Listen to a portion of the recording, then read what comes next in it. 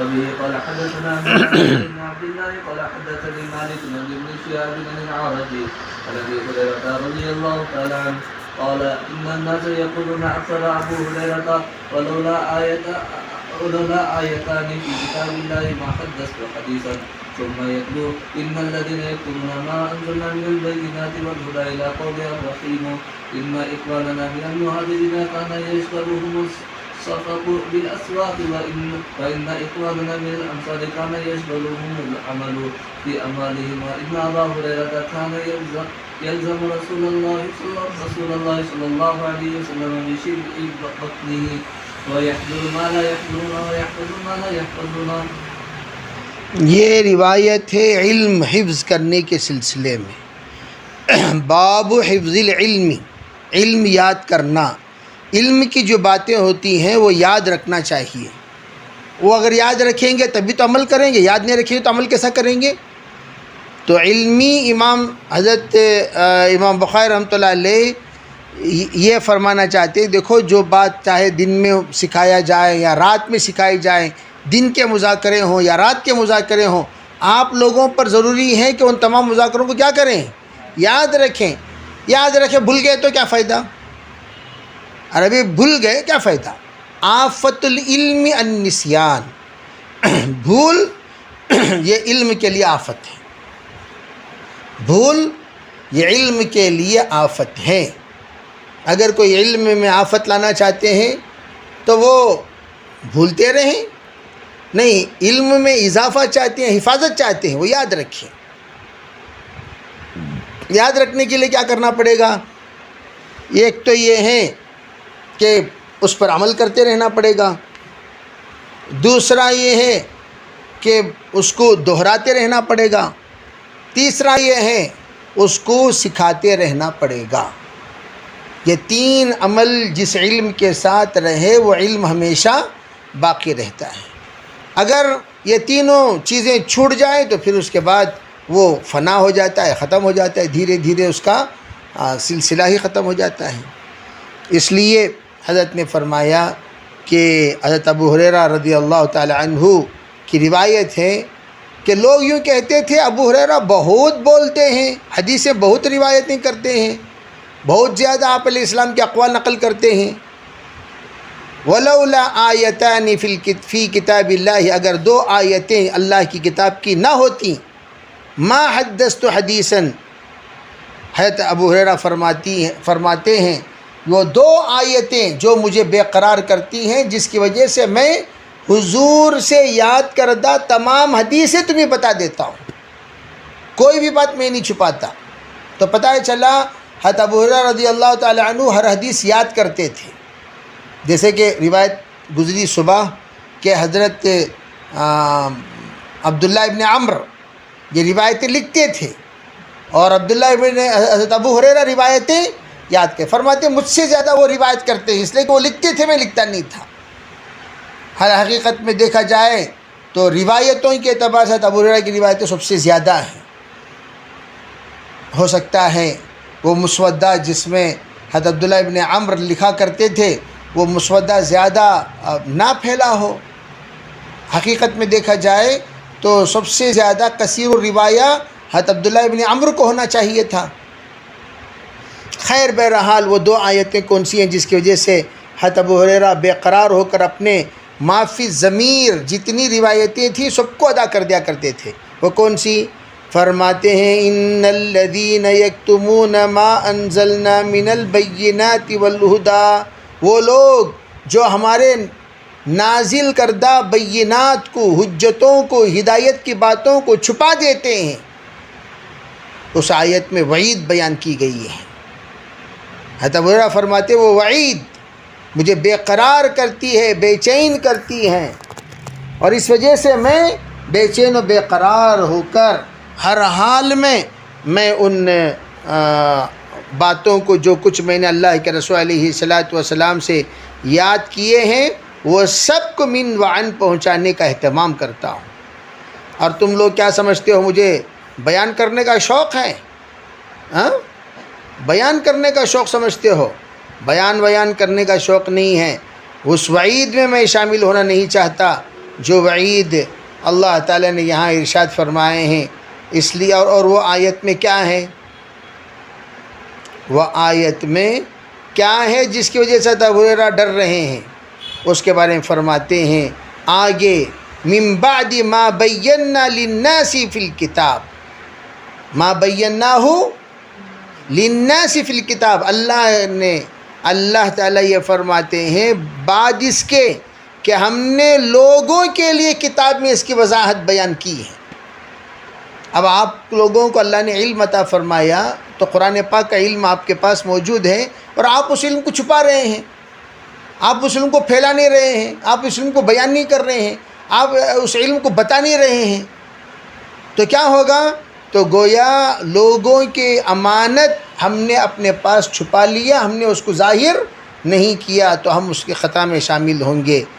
تو حضرت ابو ہریرہ رضی اللہ تعالیٰ عنہ اس آیت کو مد نظر رکھ کر اولئک یلعنہم اللہ، اللہ کی لعنت ہے ان لوگوں پر، ویلعنہم اللاعنون، جتنے کائنات میں لعنت کرنے والے ہوں گے ان سب کی لعنت کے وہ لوگ مستحق ہوں گے جو علم کو کتمان علم کا سبب بنتے ہیں۔ پھر فرمایا الا الذین تابوا، بجز ان لوگوں کے جو توبہ کرے، وَأَصْلَحُوا اور اپنی اصلاح کر لے، وَبَيَّنُوا اور اللہ کا دیا ہوا علم واضح کرے، فَأُولَئِكَ أَتُوبُ عَلَيْهِمْ ان کی طرف میں متوجہ ہو جاتا ہوں، وَأَنَا التَّوَّابُ الرَّحِيمُ اور میں تمام بندوں کی طرف توجہ دینے والا اور رحم کرنے والا ہوں، اللہ فرماتے ہیں۔ اتنی اہم وعید ہونے کی وجہ سے میں ڈرتا ہوں کہیں کتمان علم نہ ہو جائے، کتمان علم نہ ہو جائے، کتمان علم نہ ہو جائے۔ بعض لوگ کہتے ہیں، دیکھو اس میں ایک اہم بات میں آپ کو بتا دیتا ہوں امانتاً، بعض لوگ کہتے ہیں بھئی تواضع کیا چیز ہے، نہیں بھئی آپ پڑھا لیجئے، آپ پڑھا لیجئے، تواضع نہ ہو، تواضع نہیں، اگر آپ کی استعداد ہونے کے باوجود آپ نے اس کتاب کو کسی اور کے حوالے کر دیا اور آپ اچھی طرح جانتے ہیں کہ اس کتاب کی حق تلفی ہوگی، آپ نے کتمان علم تو آپ نے کیا، اور دوسری بات طلباء پر ظلم کیا، ضرورت نہیں، بھئی جو ہے وہ ہے، جو نہیں ہے وہ نہیں ہے۔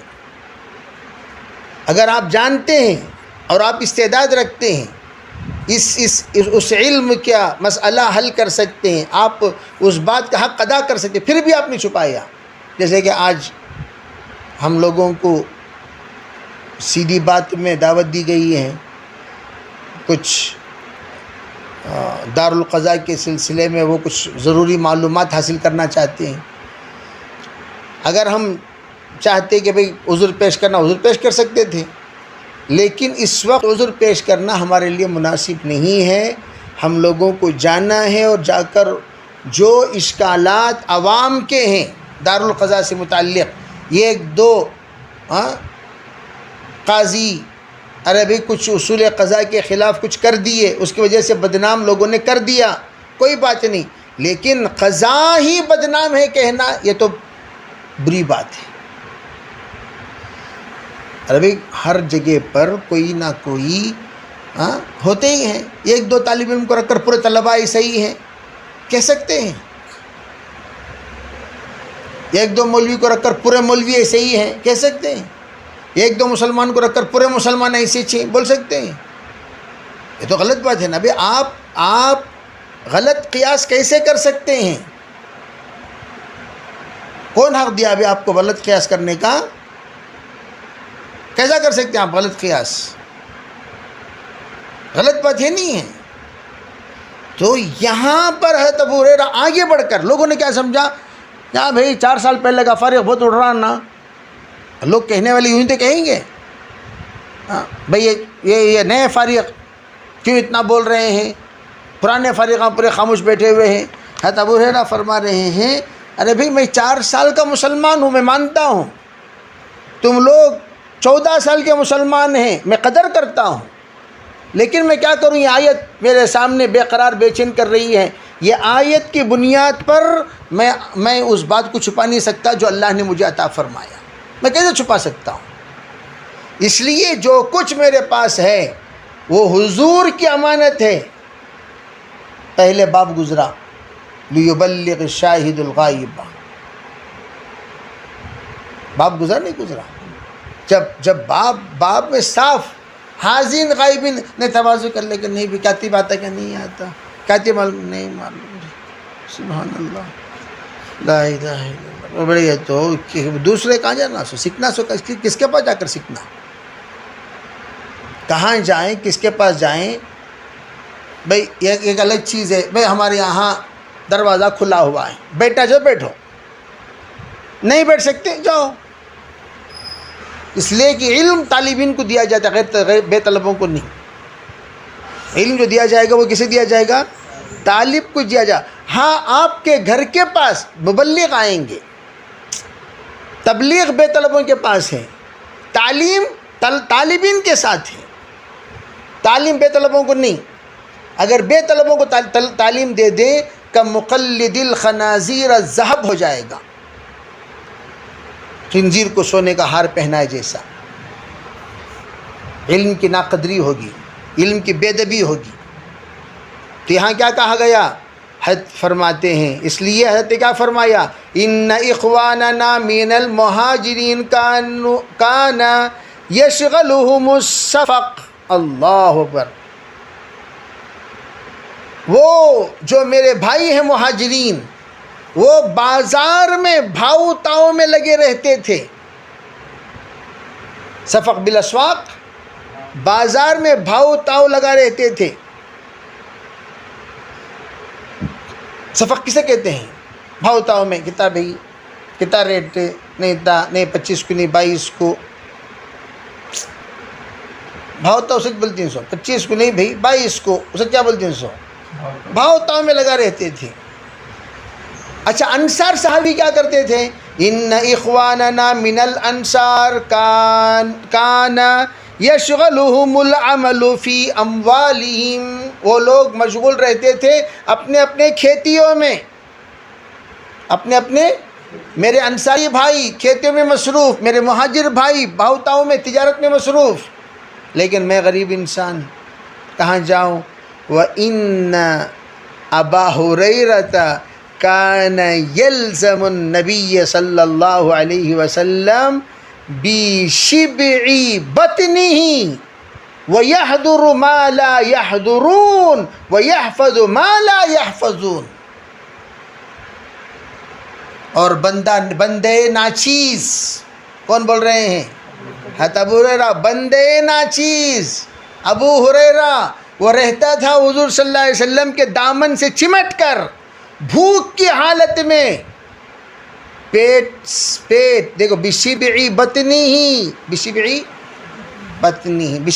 ہی دیکھو، اصل دیکھا جائے تو پیٹ بھرنے کی حالت میں. یعنی کیا مطلب؟ بس کھانے کچھ مل جاتا پڑے رہتا تھا، ملے یا نہ ملے پڑے رہتا تھا، اپنے پیٹ کو چمٹ کر پڑا رہتا تھا. وہ تو واقعات تو مشہور ہیں. ابو ہریرہ کو بھوک سے تڑپتے تھے، لوگ سمجھتے تھے مرگی کی بیماری ہے، گردن پر پیر رکھ کے جاتے تھے. حالانکہ وہ مرگی نہیں تھی، بلکہ کیا تھی؟ وہ بھوک ستاتی تھی، بھوک پریشان کرتی تھی. 4 سال جہد مسلسل پر کائنات کے محدثین کے امام بن گئے. 4 سال کوئی معمولی چیز نہیں ہے. تو اللہ بتا رہا ہے طلب پر اللہ کیسے نوازتے ہیں. اور وہ ایسی محفلوں میں ایسی جگہوں پر سرکار کے ساتھ حاضر رہتا تھا جہاں کوئی نہیں رہتا تھا. اور ایسی باتیں میں حضور سے یاد کیا ہوں جو کسی نے یاد نہیں کیا. کتنی بڑی بات. تب جا کر 4 سال اب اندازہ لگائیے. حضرت ابو ہریرہ 4 سال، یہ بھی اللہ کی نعمت اشنا بھائی. حالانکہ قبیلے دوس کو حضور نے کب دعوت دی تھی؟ طائف کو جا کر کب دعوت دیے تھے؟ اسی طائف کے قبیلے سے تعلق رکھنے والے حضرت ابو ہریرہ. اگر اللہ کرے حضرت ابو ہریرہ پہلے ہی اسلام قبول کرتے تو کتنا علم کا ذخیرہ مل سکتا تھا. سوچنے کی بات. 4 سال میں اتنا ذخیرہ مل گیا ہمیں، یہ بھی اللہ کی کتنی بڑی نعمت، اللہ کا نظام، اللہ کا ایک نظام. جی وبه قال حدثنا مصعب أحمد بن أبي بكر قال حدثنا محمد بن إبراهيم بن دينار عن ابن أبي ذئب عن سعيد المقبري عن أبي هريرة رضي الله تعالى عنه قال قلت يا رسول الله إني أسمع منك حديثا كثيرا أنساه قال ابسط رداءك فبسطته فغرف بيده ثم قال ثم فضممته فما نسيت شيئا بعد. حدثنا إبراهيم بن المنذر قال حدثنا ابن أبي خليك في هذا فقال فغرف بيده فيه. فرماتے ہیں کہ میں حضور سے جا کر عرض کرنے لگا، حضور کئی باتیں میں آپ سے سنتا ہوں، بھول جاتا ہوں، بہت کچھ سنتا ہوں، بھول جاتا ہوں. آپ نے فرمایا ذرا چادر تیرا آگے کر، ارے بھی تیری چادر آگے کر. چادر اوڑے ہوئے تھے تو چادر کو یوں دامن پھیلایا. فرمایا آپ نے اس میں کچھ اشارہ فرمایا اپنے ہاتھ سے، فغرف بیدی، کچھ اشارہ کیا آپ نے اپنے ہاتھ سے. اشارہ کرنے وقت کہا اچھا سینے سے لگا لے. میں نے اپنے سینے سے اس چادر کو لگا لیا. فرماتے ہیں اس کے بعد سے کوئی بھی سرکار کی بات، حرکت، آپ کا قول، فعل ہرگز نہیں بھولا. اللہ نے میرے سینے کو شرح صدر فرما دیا. تو یہی غرفہ بیدیہ، بعد بیدیہ، اس طرح کے الفاظ ہیں. جی وبه قال حدثنا إسماعيل قال حدثني أخي عن ابن أبي ذئب عن سعيد المقبري عن أبي هريرة رضي الله تعالى عنه قال حفظت لرسول الله صلى الله عليه وسلم يا عيني فأما أحدهما فبسطته وأما الآخر فلو بسطته قطع هذا البلعوم. قال أبو عبد الله البلعوم بدر الطعام. یہ ایک عجیب روایت ہے بخاری شریف کے روایتوں میں. حقیقت میں وہ جو روایت پہلی گزری اس کو مد نظر رکھ کر یہ روایت پڑھی جائے تو تب اس کی صحیح تشریح اور توضیح ہو سکتی ہے. جیسے القرآن یفسر بعضہ بعضا ہے، ویسے الاحادیث یفسر بعضہ بعضا ہے. یہ روایت میں کچھ ندوی مولویوں نے بہت بڑی غلطی کی ہے، پرانے نہیں نئے بیانات میں. ندوی مولویوں میں ایک مولوی ذرا اس سلسلے میں ایسی گفتگو کر دی ہے جس سے حضرت ابو ہریرہ کی شان میں گستاخی ہو رہی ہے. منشأ روایت کچھ اور ہے اور انہوں نے بتایا کچھ اور. کیا بات ہے سنیے. فرماتے ہیں میں نے سرکار دو عالم صلی اللہ علیہ وسلم سے 2 ظرف احادیث یاد فرمائے، 2 نوعیت کی حدیث، 2 نوعیت کے احادیث میں نے یاد فرمائے. یعنی 2 قسم کے احادیث، یعنی 2 باب سے تعلق رکھنے والی احادیث میں نے یاد فرمائی. فرمایا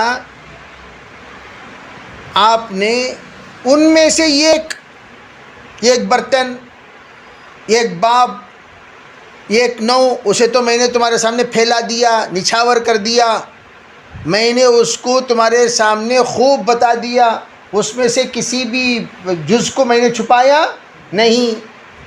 اور دوسرا باب ہے اگر میں اسے ظاہر کر دوں تو تم لوگ میرے یہ حلق کاٹ دو گے، تم لوگ میرے یہ حلق کاٹ دو گے. یہ آپ نے فرمایا حلق کاٹ دو گے. یہ دوسری قسم کی حدیث. اب ظاہر روایت سے کیا پتہ چلا بھائی آپ نے ایک بتایا ایک نہیں بتایا، ظاہر روایت سے بات معلوم ہو رہی ہے آپ نے ایک بتایا ایک نہیں بتایا، ایسا نہیں، آپ نے ایک بتایا عموماً، ایک بتایا خصوصاً، ایسا نہیں کہ آپ نے نہیں بتایا، ایک بتایا عموماً۔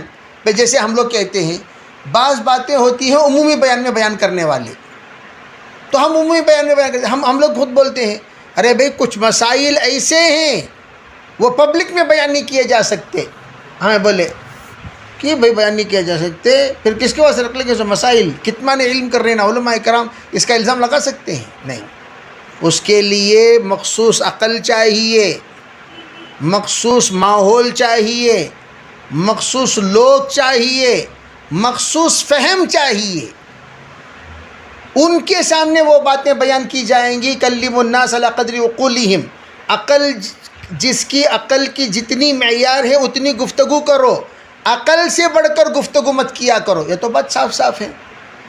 ارے بھئی کم عقل لوگوں سے زیادہ عقل کی بات کرنا، یہ بھی تو یہ صحیح بات نہیں ہے۔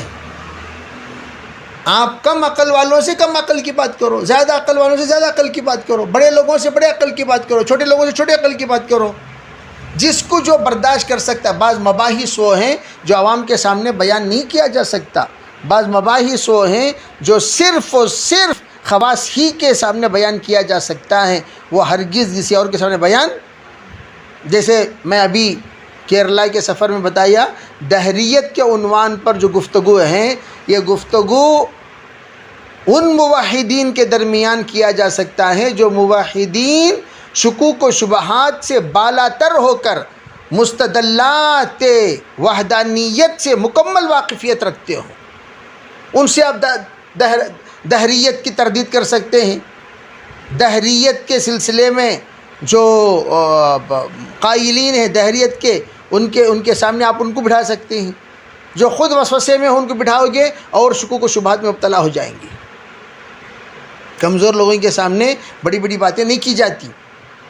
تو حضرت ابو ہریرہ جو گفتگو کر رہے ہیں عوام کے سامنے فرما رہے ہیں، وہ چیز تمہارے سامنے بولنے کی نہیں ہوتی، وہ چیز اگر میں کہہ دوں تو تم لوگ، وہ خواص کے درمیان بات کرنے کی ہوتی ہے، خواص کے درمیان گفتگو کرنے کی ہوتی ہے، وہ عوام کے درمیان گفتگو کرنے کی بہت ساری باتیں جو خواص کی گفتگو کی باتیں ہوتی ہیں، وہ عوام کے درمیان جب معلوم ہو گئیں تو پھر انتشار بہت بڑھ گیا۔ یہی میں اکثر فتنوں کے سلسلے میں کہا کرتا ہوں کہ اگر سعدیانیت کا فتنہ لوگ پوچھتے ہیں کہ اتنے سالوں کے بعد کیوں ظاہر ہوا، پہلے کیوں نہیں ہوا؟ ارے پہلے ہو جاتا تو یہی معاملہ پیش آتا، قطع ھذا البلعوم۔ اگر کوئی مجھ سے پوچھے آپ کہہ رہے ہیں 99 سے، تو 99 میں کیوں نہیں بتائیں؟ بتاتا تو قطع ھذا البلعوم۔ بتانے کا موقع کب آیا؟ 2015 میں آیا تو ہم نے بتایا، حالانکہ 99 سے ہم لوگ صبر کر رہے ہیں۔ اس وقت بتاتے یہی لوگ مغلب، اب ان کو سمجھ میں آ رہا ہے جب بڑوں نے اس بات کو بتایا، تو وقت آئے گا۔ تو حضرت ابو ہریرہ کا کہنا ایک وقت آئے گا، وہ وقت پر وہ باتیں میں کہوں گا، تب تم لوگ تسلیم کرو گے، ہاں بھائی یہ بات واقعتاً اس وقت کہنے کی بات ہے۔ تو اسی طرح حضرت نے یہ فرمایا، اس پر یہ اس بات کا الزام لگانا کہ حضرت نے کتمان علم کیا، یوں کیا وہ کیا، کہہ دینا چاہیے تھا، اگر وہ کہہ دیتے بہت بڑا فتنہ بند ہو جاتا، یا ایسا فتنہ نہیں ہوتا، یہ سب حضرت ابو ہریرہ پر الزام ہے، یہ بے بنیاد باتیں ہیں، یہ باتیں کہنے کی کسی کی اجازت نہیں ہے۔